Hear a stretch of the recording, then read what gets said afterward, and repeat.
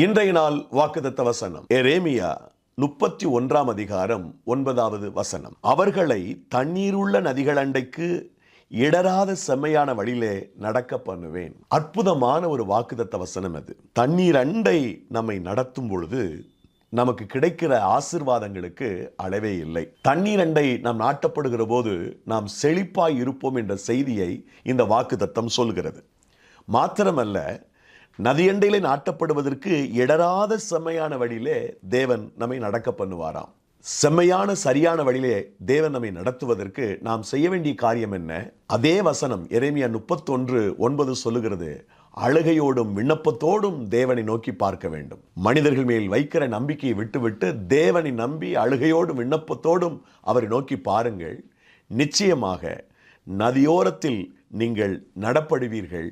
செம்மையான வழியிலே கர்த்தர் உங்களை நடத்துவார். இன்றைய நாள் உங்களுக்கு ஆசீர்வாதமான நாளாய் இருப்பதாக. God bless you.